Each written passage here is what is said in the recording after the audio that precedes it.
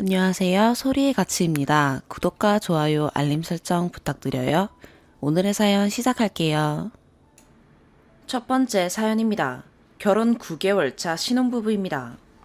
처가댁 관련하여 짜증나서 어떻게 말을 해야 할까 고민되어 글 남깁니다. 최대한 팩트만 말씀드리겠습니다.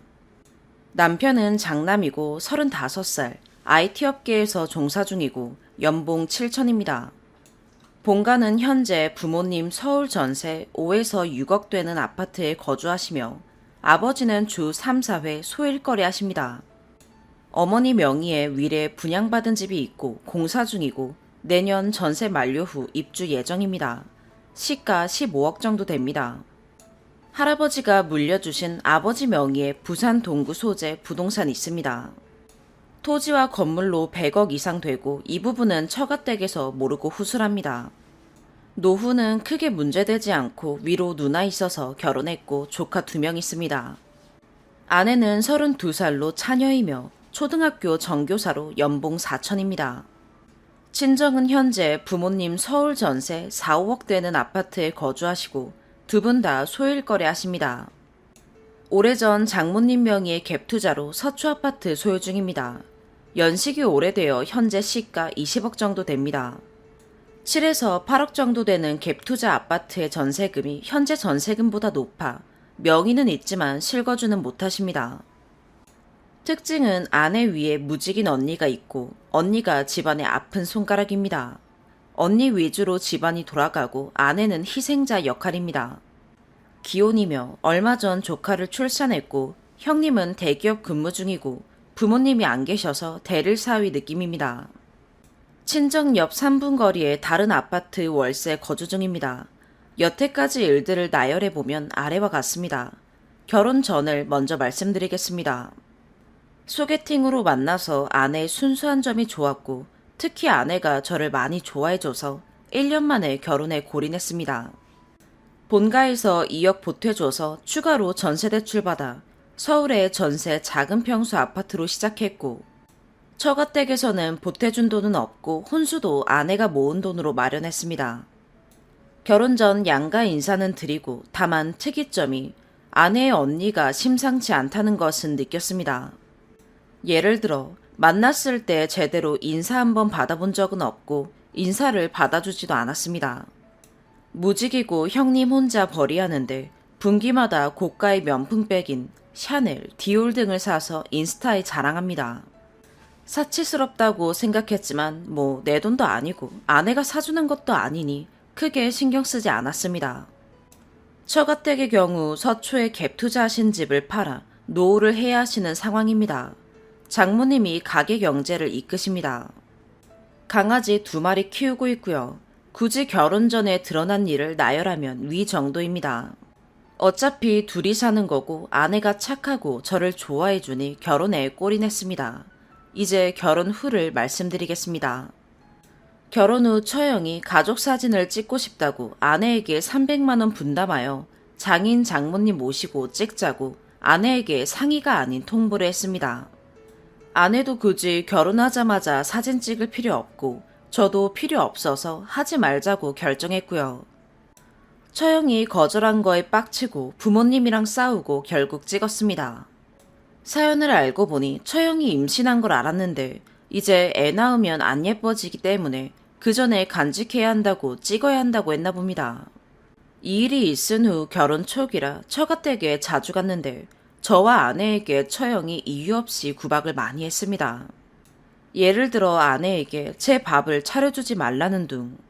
저희는 가사분담 반반하고 오히려 제가 재택이라 더 많이 해서 아침밥도 제가 차려줍니다. 시댁 보고 반찬 다 해오면 되겠네. 너네 집 주차 개구리다. 어떻게 사냐 등등. 처가 강아지 2마리 키우는데 저보고 닭가슴살 게사료 먹어보라는 등의 장난질 멘트 등 모멸적인 멘트를 날렸습니다. 물론 아내에게도 함부로 언행했고요. 처가댁 식구들 다 있는데 이에 대해 누가 한마디 사과하거나 그런 거 없었습니다. 이 일이 있고 처가댁 방문하면 집에 오면서 꼭 아내와 싸웁니다. 너네 언니 도대체 왜 그러냐? 그리고 너는 왜 내가 만신창이 당하는데 몰랐냐? 등으로요. 그러면 아내는 그제서야 울면서 미안하다고 하고 언니 보지 말자 하고 마무리됩니다. 그래도 몇 번 더 봤는데 그때마다 임신한 게 아들이면 지운다 그러고 약 먹고 떠나야지 등 눈살을 찌푸리게 하는 말들을 합니다. 근데 처가댁 식구들은 듣고도 가만히 있습니다. 장인어른 볼 때도 사위 응원이나 딸 잘 부탁한다는 말을 하기는커녕 너 내 딸 힘들게 하면 내가 가만 안 둘 거야 등의 말을 하는데 장난식이라도 자꾸 들으니 재수없는 멘트합니다. 말했다시피 돈은 저의 집에서 다 내고 처가댁은 현금 없습니다. 제가 속도 위반, 사고 친 것도 아니고 뭐 집안 학력으로 보면 밀릴 일이 없습니다. 그냥 무지막지한 딸바보인 것 같습니다. 도저히 안 되겠다 생각하고 아내랑 처형네 가족 멀리하자고 하고 처가댁에 일 없으면 안 갑니다. 물리적으로 안 봐도 처형이 아내에게 매일 연락합니다. 한 번은 밤 12시에 자기 명품백이 사라졌는데 아내한테 가져갔냐고 따지듯이 전화했습니다. 물론 아내는 범인이 아니고요. 처가댁 식구들 관련하여 하도 지치고 짜증나서 주말에 자다가 말없이 저녁밥 나가서 혼자 먹고 왔는데 그 사이에 아내가 자기 혼자 두고 갔다고 집에서 울었습니다. 참고로 아내는 연약합니다. 자주 울어요. 그걸 장모가 전화해서 딸이 우는 걸 알고 장인어른 데리고 저희 집에 들어와서 내 딸 왜 울리냐 이 개자식아. 처형이 그런 거 다 이해해라. 형제끼리 이해해야지. 등등 하면서 한바탕 하고 갔습니다. 아내가 우는 바람에 그냥 제가 죄인이 되어서 그냥 잘못했다 하고 사건 마무리했습니다. 절대 제가 폐륜, 만행, 폭언, 폭력 등의 일은 한 적 없습니다. 그냥 말없이 한 끼 먹고 온 거고 만약 아내가 저에게 먼저 전화했고 우는 걸 알았으면 달려갔을 겁니다. 알고 보니 장모는 결혼 후 매일 출석 체크식에 연락을 하는 겁니다. 아내와 이런 처가댁 문제에 대해 많은 이야기를 하고 건강하게 독립하고 원가족과 분리하는 방법에 대해 노력을 많이 하여 상황이 초반보다 나아졌습니다. 그래도 아내는 제 편이라 의논 후 제 말에 존중해줍니다. 그러다가 갑자기 사건이 터졌습니다. 처가댁 강아지 2마리 중 1마리가 아프다고 처형이 아내에게 병원비 반을 내라고 영수증 찍어서 아내에게 보냈습니다. 아내는 강아지가 아파서 속상하고 울고 이성이 마비됐고요. 이때 급작스럽게 장모님이 나서서 저희는 돈을 내진 않았습니다. 노견이라 그런지 결국 치료하다 강아지는 떠나게 됐습니다. 또 주말에 갑자기 처형이 극단적인 시도를 하겠다고 아내에게 연락이 왔습니다. 수면제 여러 알을 먹고 태아가 안 움직여 급히 병원으로 이송했습니다. 알고 보니 형님이 신용대출 받아 주식 단타하다가 거액의 돈을 꼬라박았고 그것 때문에 둘이 싸우게 된 겁니다. 그러다 수면제 먹고 아내에게 전화해 협박했고요. 태아는 다행히 이상이 없지만 의사가 산모 보고 입원하라고 권유했습니다. 하지만 보호자인 형님이 아내가 싫다고 해서 그냥 병원에서 데리고 나왔습니다. 결국 알고 보니 처형네 집은 결혼한 지 3, 4년이 되었는데 모아놓은 돈도 하나도 없고 여태껏 형님 월급 그대로 처형 사치 및 생활비에 쓴 겁니다. 집도 없는데 저축도 안 하고 어쩌려고 그러냐 하는 걱정에 아내가 동원해 우리가 말해볼까 하다가 그냥 알아서 하겠지 하고 신경 껐습니다. 처형이 조카를 출산했고 산후조리원 3주, 형님도 3주 동안 산후조리원에 있었습니다. 회사에는 아내의 정신상태 진단서 제출하고 병간했고요. 그리고 조용하다 싶더니만 아내가 친정에 갔다가 갑자기 울고 집에 오는 겁니다. 이유를 들어보니 처형네가 장모님한테 빨대 꼽기로 결정했답니다. 즉 장모님이 현재 전세로 거주하는 집, 그리고 처형네가 전세로 거주하는 집이 만기가 되어 집주인이 들어온다고 합니다. 그래서 그 동네에 전세로 들어갈 돈은 없고 처형이의 서초는 포기를 못하니 장모님이 자기 갭 투자한 노후의 전부인 서초 아파트에 처형네가 전세자금 대출 받아서 살고 그걸로도 모자라 또 자기들 전세금 보태주고 그리고 장인어른 장모님은 어디 조그마한 오피스텔 얻어서 살겠다고 했답니다. 그리고 조카 태어나서 돌봐준다고 왔다 갔다 할 거라고 합니다. 아내가 전혀 모르고 있다가 갑자기 듣고 왜 나한테는 한마디 의논 없이 그러냐면서 화가 났습니다.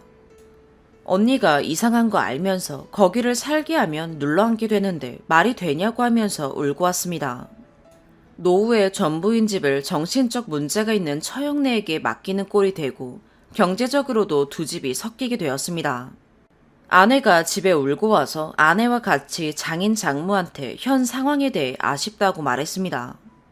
아내가 울고 왔다. 아내가 속상했을 것 같다. 집안의 큰일은 결혼했어도 말은 해줘야 하는 거 아닌가. 그리고 두 분의 노후인 집은 꼭 지키셨으면 좋겠다. 등등 말했습니다. 그랬더니 장인이 저희 보고 너희나 잘 살아. 그리고 끝입니다. 장모님도 울면서 언니를 엄마가 어떻게 못한다 하면서 끝이 났고요. 저는 물론 처가댁 집에 대해 하나도 관심 없습니다. 다만 부모가 밑빠진 독에 물 붓고 나중에 노후할 거 없어서 저희한테 그제서야 기댈까봐 걱정했습니다. 손 벌릴 분은 아니신데 처형이 자기는 부모 노후를 등에 업고 우리 보고 분담하자고 할까 골치 아픕니다. 물론 도와드릴 수는 있지만 장인 장모가 처형네에 도와주고 처형은 매일 사치 부리고 저희가 결국 장인 장모 봉양하면 결국 처형 사치값은 저희가 내는 거라 생각만으로도 용납할 수가 없습니다. 다만 키워준 부모로서 도와드릴 일이 있으면 도와드리지만 이렇게 한쪽 형제에게 자신의 집을 넘기고 물론 나중에 판다고 하지만 못 믿고 돈 보태주는 이상 섞이면 돈에 대해선 처가댁이랑 연 끊을 예정입니다. 그리고 한쪽 형제인 아내에게 말도 안 하고 신경 꺼 하는 게 어처구니가 없습니다. 그리고 명절이 다가오고 그럴 때마다 이제 처가는 어디를 가야 하는지도 이상하고 위아래 질서가 없는 집이 되는 걸 부모님이 세팅하셨네요. 추가로 장인어른이 실거주도 못하는 그 서초의 아파트 하나 그거 믿고 깝쳐서 저한테 말실수도 여러 번 했습니다. 아내가 울고 와서 속상해서 같이 말해줬건만 저를 무슨 그 집에 들어가 살고 싶어하는 놈인 줄 오해해서 너는 들어가지 못하지, 택도 없지 등의 말을 했습니다. 그 외에도 지 딸만 생각하지 사위 생각은 별로 안 해서 평소에도 그리 썩 좋은 감정 없었습니다. 아내가 아이 낳으면 시댁 엄마가 봐줘야지 이렇게 말했습니다. 뭐 친정엄마는 처형 조카 봐줘야 하니까 여유 없으니까 그런 식으로 말한 건 알겠지만 면전에서 들으니 기분이 좋지 않았습니다. 물론 시댁이 봐줄 수는 있어도 저희가 부탁하고 해줘야지 그걸 무슨 딸 고생 안 시키는 명분하에 권리인 양 말하니 마치 시댁이 며느리 도우미로 전락해버리는 기분이 들었습니다. 또 저희 집이 20평인데 둘이 살기엔 상관없습니다.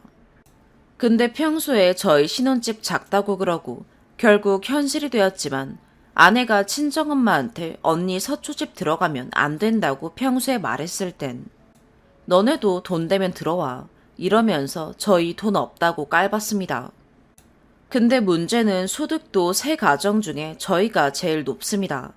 그리고 시간적, 신체적, 정신적으로도 제일 압도적으로 좋습니다. 아내는 약하지만 제가 강해서 상당 부분 커버됩니다. 무엇보다 본가에 100억 넘는 부동산 있는 거 모릅니다. 자랑하는 게 아니고 제가 장손이라 이어받을 거긴 하지만 아내만 알고 있고 말하지 말라고 말했습니다.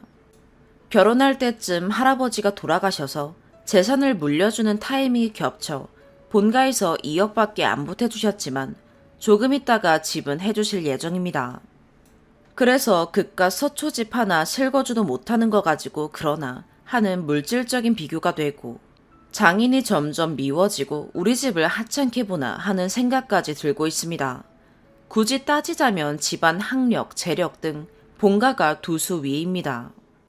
이 모든 게 가정의 머리인 장인어른이 행실을 제대로 못해서 모든 화가 장인에게 돌아갑니다.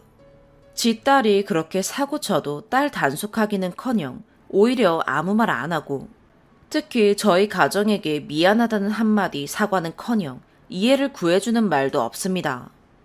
여태까지 겪은 일들이 1년도 안 되는 일이고 생각하면 화가 치밀어 오릅니다. 저희는 처가댁에 의존하고 사는 것도 아니고 의존한 일도 없기 때문에 저는 안 보면 그만인데 아내 때문에 그나마 조금 참고 있는 겁니다. 심지어 아내는 신체가 건강한 편이 아니라 스트레스 받으면 안 좋습니다. 그나마 다행인 건 아내는 처가댁 내에 힘이 없지만 남편 편입니다. 뭐 길지만 이렇습니다. 곧 명절이고 아마 그때도 개념 없는 말을 들을 것 같고 처가댁이 곧 이사를 할 텐데 저희한테는 하나도 이야기를 하지 않네요. 뭐 이사할 때는 이야기할 것인지. 아내는 이런 부분이 익숙해져서 속상하다고 하고 겉으로는 내색을 안 하는데 저도 처형 관련해서 스트레스 받고 여러모로 처가댁의 딸만 생각하는 일 때문에 겪고 나니 부모님이 제대로 못한다고 밖에 생각이 안 들고 짜증나고 한마디 하고 싶어 근질근질하네요. 게다가 그렇게 처가댁 집을 넘겨줄 경우 제가 왈가왈부한 건 아니지만 노후 및 봉양에 대해서는 확실히 하는 게 필요할 것 같은데 제가 나서기도 그렇고 또 안 하자니 잠재적 불안성을 가지고 살아가는 것 같고요. 아내가 확실히 해주면 좋으련만 아내는 그런 거 잘 못하는 성향입니다.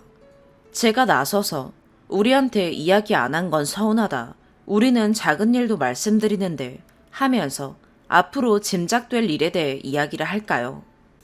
아니면 그냥 쌩 까고 정말 특별한 일 아니면 보지 않고 아내한테 단도리 쳐서 경제적으로 노후 포함해서 엮일 일 없게 하고 신경 끄는 게 좋을까요?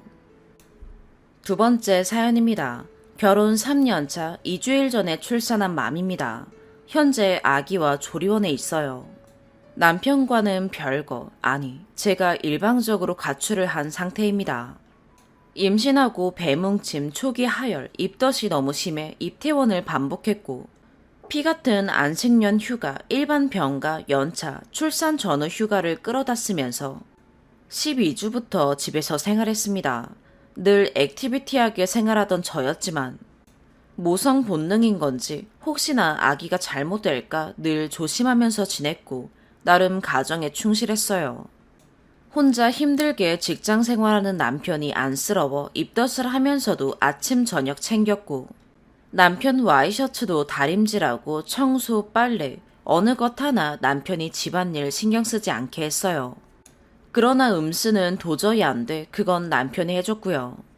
아기가 태동 시작할 쯤 남편의 야근이 잦아지고 술을 마시고 오는 날이 많아지고 그러니 자연스레 저의 잔소리는 늘어났어요. 주말에도 오전만 잠깐 운동하고 온다는 사람이 저녁 늦게 들어오고 하루 종일 혼자 집에 저 멍하니 있는 날이 많아지다 보니 생각이 많아지고 남편이 혹시 바람피나 그 생각까지 가게 됐어요. 26주쯤 울며 불며 너무 외롭고 힘들다 제발 같이 있어달라 말했고 남편이 놀라면서 미안하다며 야근도 줄이고 주말에도 안 나간다더니 그것도 한 2주 그러더니 다시 원상태로 돌아가더라고요. 너무 외롭고 힘들었어요. 그렇게 다정하던 신랑이 변했고 늘 안부 먼저 물어보던 시댁도 어느 날부터 전화도 안 받고 피하는 느낌도 들고 늦게 오는 신랑 붙잡고 대화 시도를 해봤지만 노력할게 미안해 하며 다정하게 말하지만 피하는 게 보였어요. 저 임신 전 168에 51인 날씬한 체형이었는데 30주에 168에 49 나갈 정도로 몸이 안 좋아졌고 마음도 피폐해져 갔어요. 남편은 착한 사람이고 좋은 사람이에요. 남들도 그러고 저도 그렇게는 생각해요. 사귀자고 말할 때도 엄청 떨었고 사귀면서도 아기 다루듯 늘 다정스럽게 조심스럽게 대해줬고 출퇴근하면서 늘 픽업해줬고 따뜻한 차 항상 준비해줬고 저를 사랑하는 게 눈에 보일 정도로 아끼고 귀하게 대해줬어요. 프로포즈 할 때도 울면서 결혼해달라 했던 사람이었어요. 그 진심 하나 믿고 결혼했는데 아기 가지고 늘 다정하게 대하듯 하면서도 늘 저 혼자 두게 하고 마음으로 멀어지게 했어요. 32주쯤 그날도 남편이 야근이야 미안해 먼저 자 내가 음식 꼭 버릴게 사랑해 톡으로 남기고 저는 또 혼자 밥 먹다 샤워하러 갔는데 하혈을 시작하더라고요. 핏덩어리도 나오고 직감적으로 아기가 잘못됐구나 너무 무서웠고 남편, 시댁, 시누이 다 전화를 했지만 아무도 통화음 들리기도 전에 거절하는 느낌으로 전화가 돌려지더라고요. 친정 부모님은 제주도 여행으로 연락드릴 상황이 아니었고, 친오빠는 전화는 됐으나 출장 중이었고, 친구한테 도움 청해서 119 타고 급히 병원으로 이송됐고 정말 참담했어요. 전치 태반으로 다행히 아기는 괜찮았어요. 출장 중이던 친오빠가 제일 먼저 달려와줬고 시아주버님이랑 인연이 닿아있던 병원이라 아주버님이 알고 병원으로 오셨어요. 코로나 때문에 오빠도 아주버님도 보지 못했지만 안동 양반이 별명인 욕 한 번 안 쓰는 오빠가 전화가 와 하는 말이 너 이런 취급당하면서 살았니? 너네 시댁 인간들은 상종 못할 놈들이다. 라며 너 태어나면 내가 데려간다고 하더라고요. 그날 남편, 시어른, 시누이 다 모여 시누이 생일 파티 했대요. 아주버님네는 일이 있어 참석 못하셨고 저 빼고 한 가족 생일 파티. 아니, 저한테 말 한마디 하지 않고 그래서 일부러 다들 제 전화를 피한 거였고요. 아주버님이 오빠랑 만나 얘기하다 전후 사정 모르고 술술 얘기했는데 늘 혼자 있는 저 안쓰러워하던 오빠가 폭발한 거죠. 오빠가 퇴근하면서 늘 저 먹으라고 일주일에 2번 정도 음식 사다 주고 그랬는데 그때마다 남편 없는 거 봤거든요. 2주 정도 입원했고 하혈이 멈추기도 했고 34주 넘어서 아기가 태어나도 괜찮을 만한 주수라며 그래도 잘 품고 있다. 혹시 하혈을 시작하면 바로 병원 와서 낳자고 하셨어요. 그 사이 그동안 시댁 쪽 남편 포함 면회 거부했어요. 코로나 때문에 병원에서 면회 계획 철저히 제한되기도 해서 마음 편히 있었어요. 퇴원하고 친정 갔는데 친정아빠가 그래도 남편이랑 만나 얘기해보라고 했지만 오빠가 화를 내며 임신하면 10kg씩 찐다는데 땡땡이는 더 빠졌다. 집에 갈 때마다 땡 서방은 집에 없었고 혼자 멍하니 TV만 보더라. 애 입원한 날도 자기들끼리 파티했다더라. 나는 이런 인간 말종 집에 땡땡이 못 보내겠다. 그랬어요. 엄마는 울고 아빠는 그저 먼 산만 보시고. 그 사이 남편 와서 야근이 왜 그리 많았고 왜 아픈 아이 혼자 뒀냐고 친정아빠가 물었더니 이 사람은 순진한 건지 멍청한 건지 줄줄 읊어대는데 게임을 했답니다. 원래 게임을 즐기지 않는 사람인데 대학 프로그램 개발 동아리 활동할 때 아는 친구들끼리 모여 하다 보니 새로운 뭔가를 만들어내고 프로그램을 짜고 하는 게 재밌었고 그러다 게임 역시 재밌어 하게 됐다고 하네요. 그렇게 하다 보니 저한테 미안했지만 뭔가 홀린 건지 친구 집에 매일 모이게 됐고 아이 안 가지려던 저 설득해 아기 가졌는데 자기 때문에 입덧에 하혈에 아파하는 걸 보고 죄책감이 들어 얼굴 보는 게 미안해졌다는 개소리도 하더라고요. 연애 때 흔한 말싸움 없었는데 아기 가지고 땡땡이가 잔소리가 심해졌고 그러니 얼굴 보면 서로 불편해져 자기가 밖으로 돈 것 같다고 죄송하다고 하혈한 날도 저 불편할까봐 그냥 가족끼리 모였다고 별 의미 없다고 이제부터라도 정말 잘하겠다고 땡땡이 입원하고 매일 병원 앞에 찾아갔고 매일 반성했고 매일이 피가 마르는 기분으로 살았다고 하더라고요. 저 헛웃음이 나오더라고요. 울면서 친정아빠에게 마르는 남편 목소리가 역겹고 토하고 싶었어요. 마음이 식어간다는 말의 의미를 알게 됐어요. 남편 보내고 친정부모님이 어쩌고 싶냐 해서 이혼하고 싶다. 남편 2번 다시 보기 싫다. 아기도 안 보여주고 싶다 말했고 친정부모님께서 딱 3일 더 생각해보고 다시 얘기하자 했지만 저 36주 4일에 우리 아가 낳았어요. 엄마의 웃음보다 눈물을 더 많이 본 아기예요.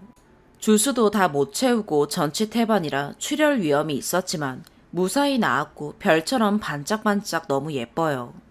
제왕절개라 일주일 입원 후 조리원으로 옮겼고 지금까지 지내고 있어요.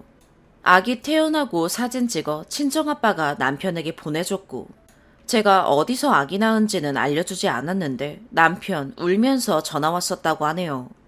남편은 또 친정 근처 병원마다 전화해 제가 있는 병원 알아내긴 했지만 제가 면회 거부했어요. 시댁 어른들이랑 남편이랑 같이 친정집에 왔었고 시아버님께서 못난 자식 두어서 죄송하다 사과하시고 그래도 아기에게 아빠는 있어야 하지 않겠냐고 땡땡이에게 마음 좀 풀어달라 잘 얘기해달라 하셨다네요. 남편은 무릎 꿇고 울면서 사과도 했다고 하네요. 조리원에 있으니 코로나 때문에 남편만 면회가 되는데 저만 친정엄마만 계시네요. 다른 집 아빠들이 아가 보며 까꿍까꿍 내 새끼 하는 소리가 들릴 때마다 아가에게 너무 미안해요.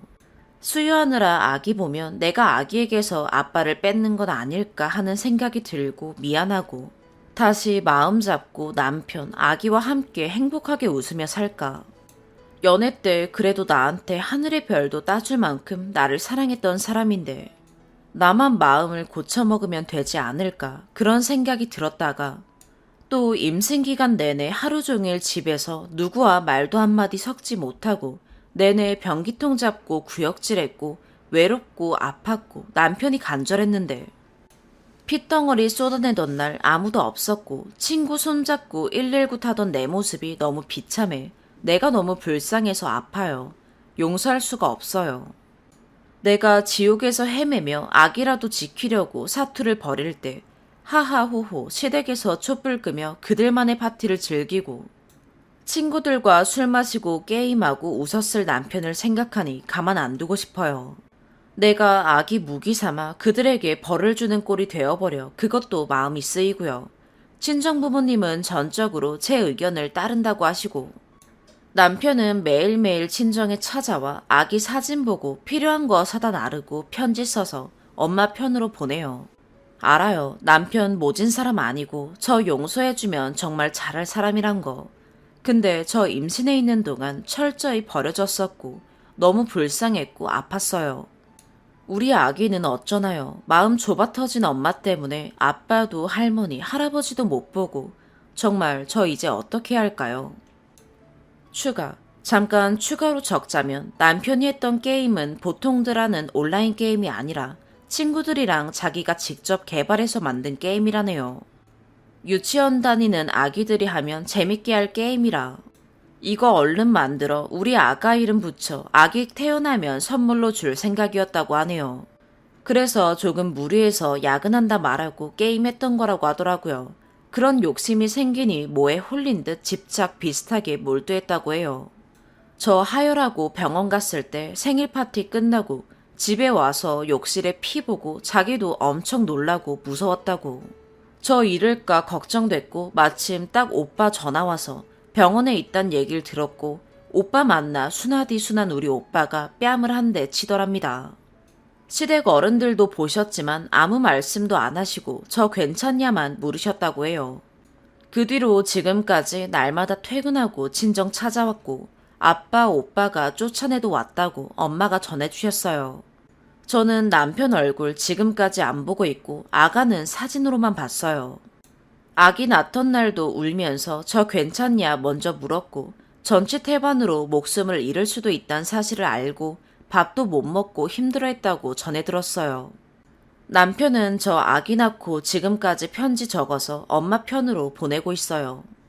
읽진 않았지만요. 아기 낳기 전엔 시어머니랑 잠깐 통화했는데 어머니는 우시며 미안하다고 하셨고 아예 처음부터 막장시댁 남편이면 마음 편히 이혼하고 연을 끊겠지만 날마다 친정에 찾아오고 진심을 다해 사과하고 있는 게 보이긴 하지만 좀처럼 제가 마음을 열진 못하겠어요. 오빠는 이혼하라고 해요. 싹수가 틀려먹은 인간이라고. 뭐가 우선인지 모르는 인간을 왜 데리고 사는지 너만 생각하라고. 아빠 자격 없는 인간이라고 맹비난을 쏟아내요. 6개월 가까이 정말 저 혼자였고 아팠거든요. 혼자 견뎌냈고 그런 내가 너무 불쌍해서 정말 살기 싫어요. 또 적어보니 너무 아프네요. 참, 그리고 이탈이긴 해도 신생아들 원래 일이 많이잖아요. 책에는 모유를 시간마다 먹는다는데 우리 아가는 잘 안 먹고 자꾸 잠만 자요. 3번째 사연입니다. 저에게 이런 일이 일어날 것이라고는 상상도 못했지만 저한테도 일어나는 일이네요. 말 그대로 남편이 1년간 외도를 하였습니다. 심지어 일부러 가정불화를 만들어서 별거를 하자고 하고는 상간녀와 동거까지 하였습니다. 계속 말도 안 되는 이유로 이혼을 요구하다 제 지인한테 데이트하는 거 걸리고 상간녀랑 럽스타질하다 걸렸습니다. 드라마 부부의 세계 현실판이었습니다. 지인이 그것들 데이트하는 모습 확인하고 한 달 동안 고민하다 어렵게 얘기해줬는데 믿고 싶지 않았습니다. 아이 아빠니까요. 가출하고는 온갖 시덥지 않은 이유로 이혼을 요구했습니다. 여자가 주방에 안 들어간다. 저 참고로 남편보다 더 배우고 능력 인정받으면서 잘 나가는 커리어 우먼입니다. 그래도 주방에 안 들어간다고 이혼 요구당했습니다. 사실 안 들어간 게 아닙니다. 너도 들어가라고 했을 뿐이죠. 자기를 무시한다고 했습니다. 주변 우리 부부를 아는 지인들에게 물어봤습니다. 미친 소리라고 하더군요. 지인의 제보를 받고도 정신 차리길 바라며 애써 모른 척했고 기회를 여러 번 주었습니다. 선은 넘지 말라고요. 제가 알고 있는데도 아니라고 말도 안 되는 거짓말 하더군요. 그러다 지인이 발견한 럽스타를 통해서 모든 진실을 알게 되었습니다. 단순히 데이트하는 사이가 아니더군요. 처음 상간녀와 잠자리를 한 날 같이 다니던 여행, 저와 아이와 함께 갔던 장소를 상간녀와 여행한 것, 결혼기념일에 상간녀와 데이트를 한 것, 부부 상담일에 데이트하느라 오지 않은 것, 크리스마스에 상간녀와 함께하기 위해서 생각할 시간을 달라며 나간 것 등등 다 알게 되었습니다. 변호사 상담하고 증거자료 착착 준비하던 중 눈치채고 집을 뒤져서 제가 모든 사실을 알고 있다는 걸 남편이 알았습니다. 살면서 욕 한 번 한 적 없었던 제가 욕을 하고 미친 여자처럼 날뛰었습니다. 왜 그랬냐 하니 제가 미웠답니다. 자기를 무시하고 존중해주지 않아서 3년 전부터 싫었답니다. 한 번만 살려주면 앞으로 잘하겠다고 하더군요. 근데 그게 다입니다. 외도의 시간 동안 아이도 저한테만 맡기고 한 달에 1, 2회 2시간씩 받습니다. 상간녀도 건드리지 말고 자기 잘못도 더 이상 얘기하지 말랍니다. 저 정신과 다닌 지 몇 개월째입니다. 약이 없으면 잠도 자지 못합니다. 속은 썩어 문드러지고 있는데 회사 다니고 아이 키우고 아무렇지 않은 척 살아가고 있습니다. 저는 상간의 모든 자료를 시간 순서대로 정리했고 남편의 거래처 연락처를 모두 수집했습니다. 상간녀가 거래처 병원 간호사였기 때문에 둘 다 매장시킬 수 있을 만큼 준비했습니다. 아니, 거래처까지 날려버릴 방법도 다 준비했습니다. 그래도 궁금했습니다. 상간녀는 무슨 생각으로 유부남과 놀아나고 동거까지 했는지. 그래서 연락했습니다. 소송까지 모든 준비를 마치고 마지막으로 확인하고 싶었습니다. 그런데 헤어지는 중인 줄 알았답니다. 자기도 속았으니 억울하다며 울더군요. 그러더니 각서를 보내라는 저에게 먼저 다 터트릴 테니 해보자더군요. 상간녀는 멍청하게도 헤어진 사람과 헤어지는 중인 사람의 차이를 모르나 봅니다. 더군다나 상간을 시작하던 시점에 저희 부부는 이혼의 이자도 상상 못하는 상태였습니다. 어쨌든 상간녀가 유부남이었다는 걸 알았다는 녹음도 해두었습니다. 저 남편 거래처 잃는 거 두렵지 않습니다. 죄를 지은 사람은 벌을 받아야 하니까요. 그런데 남편이 다 터트리면 극단적인 선택을 하겠다더군요. 아이 아빠니까. 그래도 아빠가 돌아와서 안정을 찾는 아이를 보면서 저 참고 살아가고 있습니다. 제가 다 터트리면 아빠로서의 역할도 포기하겠다더군요. 그런데 상간녀가 인스타질을 계속합니다. 인스타 시녀들이 권나라 닮았다는 둥, 예쁘다는 둥 댓글 달아주는 것에 심취했는지 인스타질을 포기를 못하네요. 매일매일 속이 썩어 문드러집니다. 정신과 약 없이는 하루도 버티기가 힘든 삶을 몇 달째 이어나가고 있습니다. 그런데 저만 정신과를 다녀봐야 해결이 되지 않는 문제더군요. 문제는 남편이 자신의 잘못을 직시하고 저한테 진정한 사과를 해야 하는데 회피합니다. 저도 그 더러운 외도 행각을 되새기는 게 싫어서 모른 척 아닌 척 살아가지만 마음속은 해결되지 않습니다. 왜, 어떻게, 네가 나한테, 또 우리 아이한테 어떻게 그럴 수 있어? 무슨 생각이었어?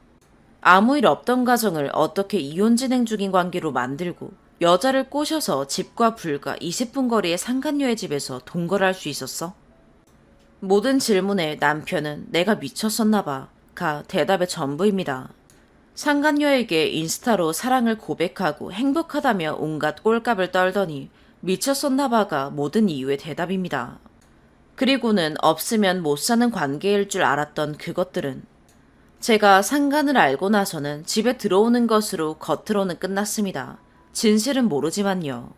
남편은 상간녀와 동거할 때는 모든 배달 음식 비용, 장 보는 비용, 여행 비용도 다 내더니 집에 돌아와서는 무조건 저와 반반 비용 부담입니다. 본인 주위 사람들한테는 제가 예민하고 무서우면서 본인을 인정하지 않고 무시하는 사람으로 얘기해뒀더군요. 제가 예민한 사람이면 출장을 핑계로 다니는 외도 여행 동안 카톡 하나 없는데도 믿고 다녀오라고 했을까요? 저는 살면서 예민하다는 얘기 남편한테 처음 들어봤습니다. 진짜 멍청한 사람은 저였던 것 같습니다.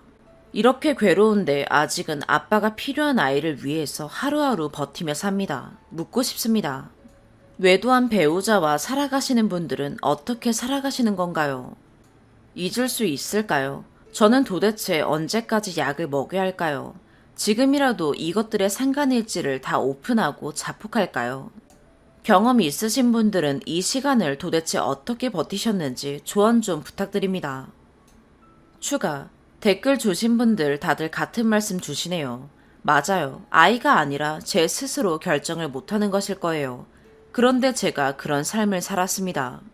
인생을 통틀어 단 한 번도 모범생이 아니었던 적이 없습니다. 저는 부모님의 자랑스러운 딸이었고 사회에서도 인정받는 사람이었습니다. 남편이 가출할 동안 저와 아기가 코로나에 걸렸었고 저희 모자는 코로나에 걸렸다는 이유로 아이가 다니던 기관에서 쫓겨났고 3년을 알고 지내던 원장은 저희 부부의 별거 사실을 알고는 이를 비꼬았습니다. 코로나에 걸린 처자식의 소식에 첫마디가 짜증난애였던 쓰레기 같은 남편이 없음을 알고 사회에서 저와 아이에게 대하는 태도가 얼마나 다른지 뼈저리게 느꼈습니다. 내 잘못이 아니다, 나는 당당하다 라는 소명의 기회조차 주어지지 못한 채 저는 사회의 멸시를 당했고 그 멸시는 아무 잘못 없는 아이에게도 향하는 것이 현실이더군요. 이혼이 흔하다지만 자신의 일이 되었을 때 모든 이가 편견 없이 대해주지 않더군요. 그 편견을 아이에게 주고 싶지 않았습니다. 현실판 부부의 세계라고 했던 것은 바람핀 남편의 행동과 말이 그러했고 아이의 반응이 그러했기 때문이었습니다. 다 변명이지요. 아직은 스스로가 버텨낼 만큼 건강하지 못하기 때문일 겁니다. 네 번째 사연입니다. 어디 물어볼 때도 마땅치 않고 여러분들의 의견을 듣고자 이렇게 글을 쓰게 되었어요. 두서없이 생각나는 대로 적어서 많이 곤란하시겠지만 시간 여유 되시는 분들은 한 번씩 읽어보시고 피드백 부탁드릴게요. 27살 예비세대기인데 너무 의문점이 들어서요. 내년 설에 식 올릴 예정이고 현재 양가 부모님과 합의 후 신혼집에 먼저 들어와 살고 있어요. 옛날 아파트에 16평 작은 평수라 전체 리모델링 비용 1,600만 원 들었고 얘랑이 아버님이랑 같이 회사 꾸려서 일하고 있어서 아버님이 리모델링 비용 대주셨어요. 아내 살림살이들은 작은 돈이지만 1,000만 원 들여서 제가 다 채워 넣었고요. 원래 시댁 아버님과 어머님과는 집도 가깝고 해서 서로 양쪽 집에서 밥도 자주 먹고 점심도 자주 하는데요. 아버님이 제가 해드린 음식 잘 드셔서 일주일에 최소 한 번은 제가 밥 해드려요. 오늘 점심 먹으면서 저의 집에 과일이라도 들고 가야 하는데 언제 내려갈 거냐고 물어보시더라고요. 저의 집은 차로 30분 거리예요. 아무 때나 다녀와도 된다고 얘기하고 갑자기 어머님이 차례상 생선 준비하셨냐고 물어보시며 차례 얘기가 나왔는데요. 저희 집은 차례나 제사 일절 안 지낸다고 말씀드렸더니 아버님께서 그럼 차례 지내는지 일절 모르겠네 이러시더라고요. 사실 요즘 인터넷에만 쳐도 어떻게 상 차리는지 다 나오는데 사실 궁금하지도 않고요. 그리고 저희 집은 종교가 있어 19살에 저희 아빠 돌아가셨는데도 지금까지 일절 제사나 차례 안 지내고 있거든요. 작년 설에도 같이 살고 있어서 차례를 같이 지내고 싶으셨는지 저한테 차례 생선 구워라고 하시면서 들르라고 하셨는데 하필 그때 제가 교통사고가 나서 설에는 병원에 있어 피하게 됐는데 앞으로 계속 시댁이라서 차례나 제사를 지내야 하나 해서요. 말씀은 우리 떠나면 안 지내도 된다 이러시는데 돌아가신 저희 아빠도 안 지내는 차례와 제사를 시댁 식구란 이유로 꼭 지내야 하나 의문점이 들어요. 참고로 저희 애랑은 둘째고요. 첫째 아버님은 사정이 생겨 사귀던 분과 헤어지고 약 3년에서 5년간은 결혼 계획 없으세요. 사실 저는 결혼이 걱정됐던 게 서로 살아온 세월이 다른 두 사람이 함께 맞춰가야 하고 혹은 한 집에 속해 그 집안 스타일을 이어가야 하기 때문에 결혼이 별로 하고 싶지 않았었어요. 엄마와 할머니도 건강이 좋지 않으셔서 제가 부양해야 하니까요.